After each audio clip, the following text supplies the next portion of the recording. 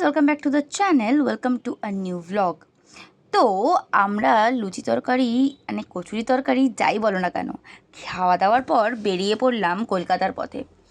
অনেকটাই বেলা হয়ে গেছিলো, ওই টুকিটাকি খাওয়ার চক্করে না দুপুরে খাওয়ার একদম কারোর মুড ছিল না। তাই আমরা ডিসাইড করেছিলাম যতটা পারবো ততটা এগিয়ে চলে যাব, কারণ কি না তাড়াতাড়ি বাড়ি পৌঁছাতে পারবো, গিয়ে একটু রেস্ট নেবো, দেন আবার সবার অফিস আছে। সেজন্যই আমরা একদম দেরি করিনি, তাই জন্যই বেরিয়ে পড়েছিলাম তাড়াতাড়ি করে। এক জায়গায় দাঁড়িয়ে একটু ফুচকা লাঞ্চ খেয়েছিলাম, সেরে নিয়েছিলাম। নর্মাল খুব লাইটলি লাঞ্চ করেছিলাম, বাট সত্যি বলতে না ভিডিওটা করা হয়নি। মেয়ে ছিল, খুব দুষ্টুমি করছিল, তাই আর করা হয়ে ওঠেনি। যাই হোক, বুঝতেই পারছো বাচ্চা থাকলে যা হয়। তো যাই হোক, লাঞ্চ দেখায়নি তো কী আছে, চলো পরবর্তী রাস্তাটা শেয়ার করি। কারণ এমনিও পৌঁছাতে কিন্তু প্রায় এখানে সন্ধে ঘনিয়ে এসেছিলো লাঞ্চ করার পর। প্রায় তারপরে আবার কুচবিহারের রাজবাড়ি গিয়েছিলাম। এইসব করতে করতে অনেকটাই সন্ধে হওয়া হয়ে গেছিলো। তো এই যে একটা টোল পার করলাম, আর সন্ধে হওয়াতে চা মনটা করতে শুরু করে দিয়েছিল। তার জন্য একটা ধাবাতে টুক করে দাঁড়িয়ে পড়লাম চা খাওয়ার জন্য। তো এখানে দাঁড়িয়ে বেশ একটু, যেহেতু সেই টাইমে একটু খোলামেলা ছিল, তাই জন্য ফার্স্টেই অর্ডার করে নিয়েছিলাম চা। আর চাটা দিয়েছিল কাপ ভর্তি করে, যেটা দেখে আমার মনটা বেজায় খুশ হয়ে গেছিলো। তো আমরা ফেরার পথে এখন একটু চা খেতে দাঁড়িয়েছি। দুপুরে খাওয়া দাওয়ার পর সন্ধে হয়ে গেলে একটু চা দরকার। বুবাইও পুরো একাই গাড়ি চালাচ্ছে, তো ওরও চাটা একটু দরকার। তার জন্য একটা ধাবাতে দাঁড়িয়ে পড়েছি, চাটা খাবো ওয়াশরুম করে, আবার বেরিয়ে পড়বো কলকাতার উদ্দেশ্যে। একটু টাইম তো লাগবেই, কারণ অনেক আস্তে আস্তে গাড়ি চলবে। আশা করছি কালকে দুপুরের মধ্যেই পৌঁছে যাব। তবুও রাতে সন্ধে হলে চাটা না হলে হয় না, তাই দাঁড়িয়ে পড়েছি। চাটা খাবো, আর চাটা কেমন টেস্ট সবই তোমাদের সাথে শেয়ার করবো। তো ব্লগটা দেখতে থাকো। এইবার অন্ধকারে কিছুই বুঝবে না, তাই রাস্তার আর কোনো ভিডিও আমি করিনি। এইখানে আরেকটা জায়গায় দাঁড়িয়ে পড়েছি চা খেতে, যেই ধাবাটার নাম ছিল ঘরেও বাইরে, আর এই চা দোকানটার নাম ছিল চা করি। এখানে মানে তখন আমাদের একটু খিদে পাচ্ছিল, তার জন্য আবার কিছুক্ষণ পর গিয়ে দাঁড়িয়ে পড়লাম। আর এখানে দাদাকে বলেছিলাম, তাই একটা ভারী করে মেয়ের জন্য দুধ দিয়েছিল, আর মেয়ে দুধ বিস্কুট খাইয়ে আমরা চা খেয়ে, চাটা কিন্তু দারুণ ছিল। আবার রওনা দিয়ে দিলাম। আবার আমরা পৌঁছে গেছি সালুজা ধাবাতে। আগের দুটো চায়ের দোকানেরই চা ছিল মাস্ত, কিন্তু রাত্রের ডিনারটাও প্রয়োজন। তাই রাত 12:30 পৌনে 1 নাগাদ প্রায় আমরা পৌঁছে গেলাম সালুজা ধাবাতে। রাস্তার কোনো ভিডিও আমি করিনি, কারণ একদমই কোনো লাইট নেই, তাই কোনো রকম কিছুই রাস্তা বুঝতে পারবে না। আর এখানে আমরা বসে গেছি ওয়েটিংয়ে, যে আমাদের খাবার কখন আসবে। তো চলো তোমাদের সাথে শেয়ার করে নিই আজকে আমরা কি অর্ডার করেছি। তো আবার 1 বছর পর সালুজা ধাবাতে আবার আমরা, তো এখন বাজে 1:12 বাজে। যাওয়ার সময় তো এখান থেকে খেয়ে গেছিলাম। এটা আমাদের one of the favourite sport হয়ে গেছে, তো আসা যাওয়ার পথে এখানে একবার খাবোই।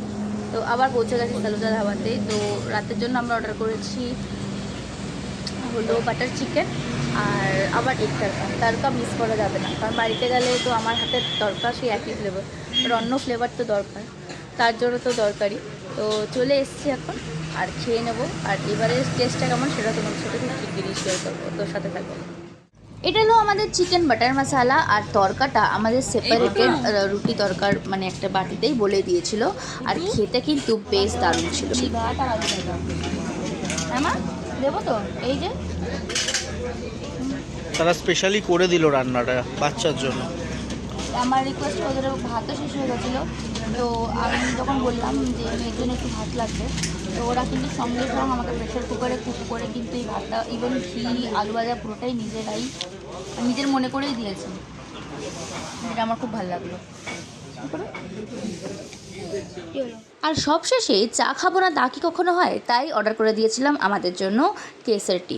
চাটা না খেলে এই গাড়ির জার্নিতে কিন্তু কোনো দিন পসিবল না, তো আমাদের চাটা লাগে। এমনি কিন্তু চা পার্সন, তাই চাটা কিন্তু যেখানে দেখি নিজেদের লোভ সামলানো অসম্ভব হয়ে পড়ে। চা খাবার পর আবার আমরা কলকাতার জার্নি স্টার্ট করে দিলাম। আর এই দেখতে দেখতেই একটা টোল চলে এলো। অন্ধকারেই সেরকম কিছুই বোঝা যাচ্ছে না, হাইওয়েতে যেহেতু খুব একটা স্ট্রিট লাইট থাকে না, এখানে আছে বিকজ সামনেই দেখতে পাচ্ছ এখানে একটা টোল আছে তার জন্য। এই টোলগুলো আর এই রাস্তাটা যতটা শেষ হচ্ছে, মানে কলকাতার পথে আমরা যতটা তাড়াতাড়ি অগ্রসর হচ্ছি, আমাদের মনটা কিন্তু একটু একটু করে খারাপ হচ্ছিল। কারণ সবারই এটা, জানি না আমার শুধু হয় কি না বা অন্য কারোর হয় কি না, আমার মনে হয় এটা সবার হয়। যখন আমরা কোথাও ঘুরতে গেলে বাড়ি ফিরি, সবার একটা মনে কষ্ট হয়। আর এই রাস্তাতেই কিন্তু আমাদের ভোরও হয়ে গেল, আর ভোরের আলোর সাথে সাথে আমরা কলকাতাতেও প্রবেশ করে ফেললাম। কলকাতায় প্রবেশ করে একটা মনোরম ওয়েদার পেলাম, ভোরবেলার সুন্দর সুন্দর মৃদু মৃদু ঠান্ডা ঠান্ডা হাওয়া, বেশ ভালো লাগছিল। তো এটা আমার ডুয়ার্স ট্যুরের লাস্ট ব্লগ হলো। ইটস নট আর লিস্ট, আর এটা কিন্তু আমার লাস্ট ট্রিপ অবশ্যই নয়। তো নতুন ট্রিপ নিয়ে নতুন নতুন ব্লগ নিয়ে আবার আসবো তোমাদের কাছে। বাট হ্যাঁ, এই ট্রিপটার আপাতত এন্ড। আর আমরা পৌঁছে গেছি এখানে বাড়ি, আর বাড়ি পৌঁছে চলো তোমাদের সাথে আবার দেখা হচ্ছে। এরপরে 7টা, এখন বাজে 7টা, আমরা বাড়ি পৌঁছে গেছি। আর বাড়ি পৌঁছাবো, অবশ্যই রেস্ট নেবো, কারণ আমার চোখ মুখের হালত দেখে আমি বুঝতেই পারছো যে কতটা টায়ার্ড আমরা। বুবাইতে আরও বেশি টায়ার্ড, কারণ পুরো জার্নিতেই ওই একমাত্র গাড়ি চালিয়েছে। আর এবারে কিন্তু গাড়ির ভূমিকা প্রচুর ছিল এই ট্যুরটাতে। তো এখন ও রেস্ট করবে, আর ওর রেস্টটা খুবই প্রয়োজন, কারণ ওর এক বিন্দু মাত্র রেস্ট হয়নি। সো ও রেস্ট করবে, আমরাও রেস্ট করব। তো পরে দেখা হচ্ছে। Last but not the least, ব্লগটা এখানেই শেষ করছি।